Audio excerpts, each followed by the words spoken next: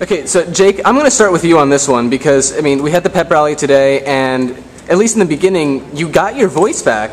Like, where'd you pull it from? Like, how did you just get it back? Well, I've been drinking a lot of tea, gargling a lot of salt water, and whispering a lot. It's getting kind of awkward because people don't know I lost my voice and I'll start whispering. But yeah, right when I started yelling for the pep rally, it went right away. So. All right, and you pointed it out at the pep rally, 58,000. Yep. And it looks like we are number one again.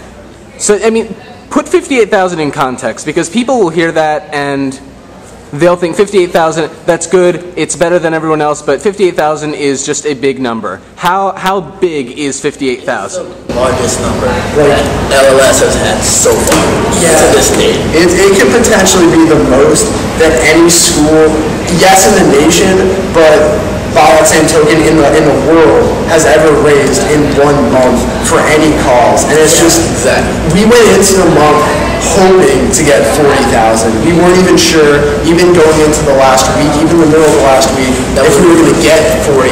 I know Jake and I were talking about it. Actually, all 3 of us went out to dinner one night, and we didn't know. We were so nervous. And when we heard that we were going to break 40 and then 50, it was incredible. And I mean, last year, the school that came in first in the nation raised 43,000, and the year before raised 52,000.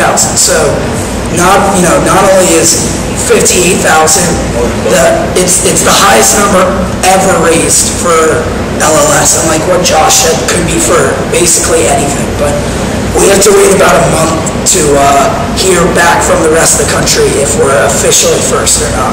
But it's looking pretty good. I mean, you mentioned it yourself that, I mean, almost up until the end, you seemed very, very concerned that 40,000 was not going to be met at all. Now, take us, behind the scenes. What was this like? What was, counting all the money after these events, coming up with the totals? What's that like? I mean, because a lot of people don't know that. I mean, they go to, Pong for Pennies for Patients, they go to Family Feud, but they don't understand that there is work behind the scenes that goes in before and after this. It is incredibly stressful. Like, the amount of extra hours that we put in just counting all the money. Like, we stay here sometimes until 6? On the half day. On the last day, we stayed here from 11:30 to 6 o'clock at night, just counting. It's so much money. Yeah, I mean, it's just so much counting. We haven't eaten lunch pretty much for the last month. Yeah. We've basically been doing stuff like every day after school. And during lunch. Yeah, I mean, it's, from every single event, we really stayed focused and counted all the money. Once, we got it together, we just kept watching it grow, and, towards then, we're getting really close to our goal. Yeah, and I think the thing that struck me the most was that every year in high school, I knew Pennies for Patients was coming up, especially for this year. But it never really hit me what it was going to be like until back to school night, where we started to actually collect the money, and seeing the money go into the jugs made me really realize, okay, this is happening. That we need to get the money. We need to keep accruing money. And just over the course of a month with all our events, WJ Glow, kids were coming bringing 20s with lines all the way behind the kiosk, and it was crazy. And then, everything we do the whole time, and I think this is what set this year apart from everything else and allowed us to just shatter our goal, was we had a steady competitor in Whitman. Yeah. And I know in previous years kids were saying, oh, Churchill is beating us, stuff like that, when in fact Churchill wasn't actually a part of Pennies for Patients.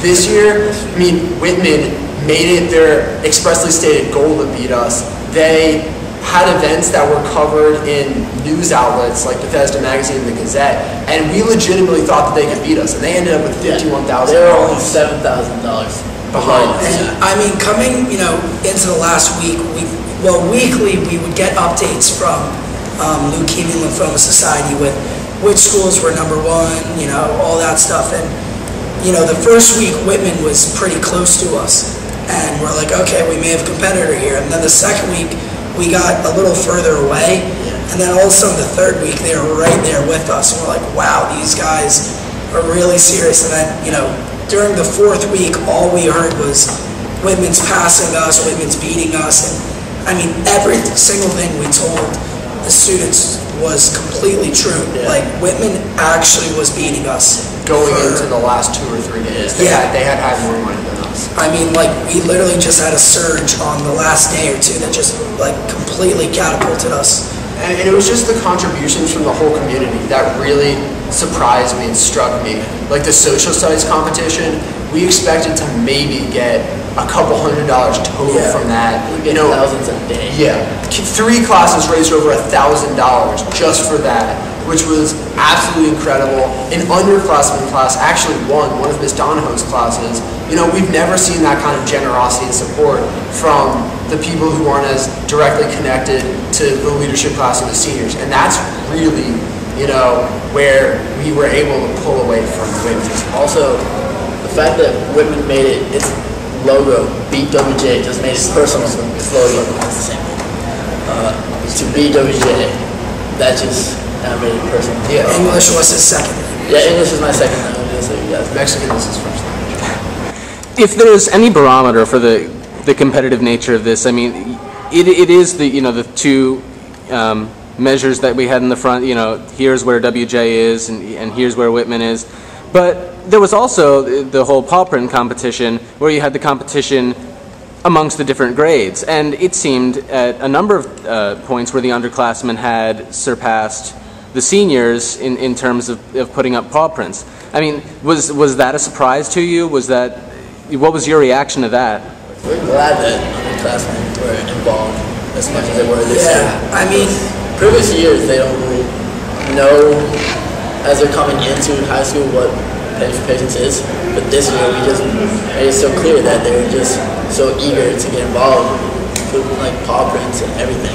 It's very yeah. I mean, the way that we have success in paw prints is that it's a competition. So if seniors are just all the way out ahead, then everyone else won't be motivated to donate, and that's an issue, obviously. So once all the underclassmen started to get closer and closer to the seniors, we were like, all right, this is a good thing.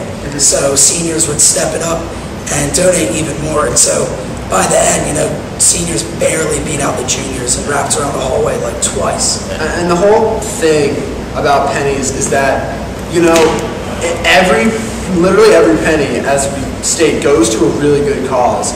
And what we try to do, I guess, is we try to evoke the competitive nature of people, because it's a competition, but it's for a good reason. So if we can get people riled up and have them trying to get winners or something, whether it's our whole community beating Whitman or the grades beating a different grade, you always want to be the best. And that's something we try to stress, is that, yeah, we really want to beat Whitman, we really want to get to 40,000, we really want to push this as over the top as possible, but at the same time, at the end, when it's all said and done, when you can't do anything else, you just want to be able to step back and say, we did a really great thing, and that's as a whole, as a community, exactly. Everybody was involved, parents, teachers, students, Costa Ricans. Okay, thank you for that. I mean, and that's what makes WJ so great, is that we really want to be #1 in everything we do. So we are. I mean, yeah, we are #1 in everything we do. So you add that to our incredibly altruistic, giving nature, and it's just a recipe for success. But also, including the teachers this year, that was a very good move, because that was just. Yeah, teachers and administration really love to contribute, because the administrators won't say it, but they wanted to beat us. Yeah, they really did. They really wanted to beat us. Yeah. I mean, you mentioned the giving nature of the students here, and we have another fundraiser that followed immediately in the footsteps of Pennies for Patients. We have the H2O for Life campaign going on right now. So, I mean, you have these two fundraisers going on, paralleling each other. You have Pennies for Patients, which has happened time and time again, and which WJ has consistently done well in, and now you have H2O for Life, which is in its first year. And one of the main differences is that with Pennies for Patients, it is more competitive, but also that money doesn't go to necessarily something that you can see directly. People understand that it's going to cure cancer, but that's not something that you can see. The H2O for Life campaign is trying to raise money to have a well built in South Sudan. And while there isn't as much of a competitive nature in that, because as far as I know, WJ is the only school doing that, you can see when the well is built. So, I mean, you have these two fundraisers going on together, and you mentioned that this is, you know, the giving spirit of WJ. Any advice for this current fundraiser? I would just say get the word out. I mean, the kids at this school are so self-motivated to go out and do these righteous things. So if they can just get the word out, I know Danielle Markowitz, I believe, is actually the person running it. I know she's been campaigning in the classes that I have with her, or not campaigning, sorry, just promoting it. And I think it just, like, we've showed how, as a community, we're so giving and we're so willing to help with issues that we hold close to us.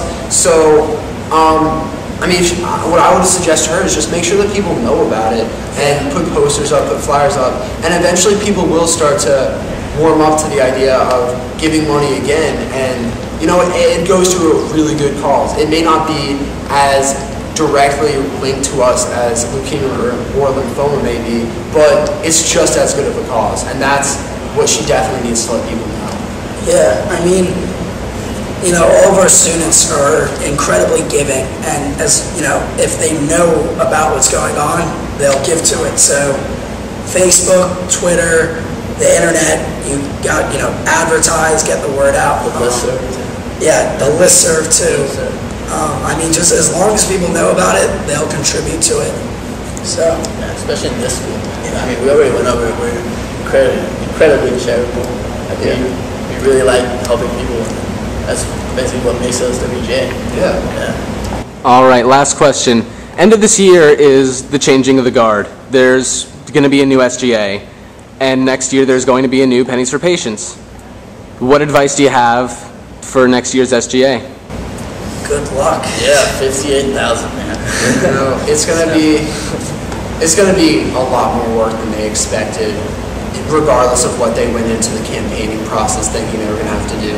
And at times, it seems like it's gonna be tireless and thankless and endless, you know, during the homecoming video shooting and, you know, in the middle of Pennies. But at the end, you just come out such a better person because you've done so many things that help so many people, and you've really learned how to advocate for yourself. And I can honestly say being an SGA officer has been one of the best experiences of my life. I would agree completely with that. Yeah, I mean, at the end of the day, you know, what next year's SGA has to always keep in mind is that they're still doing an incredible thing, you know, raising money to try to cure cancer and help out patients. So even if they don't reach their goal, or they don't beat us this year, or even if they don't beat Whitman, they just need to step back and think they're really doing great things.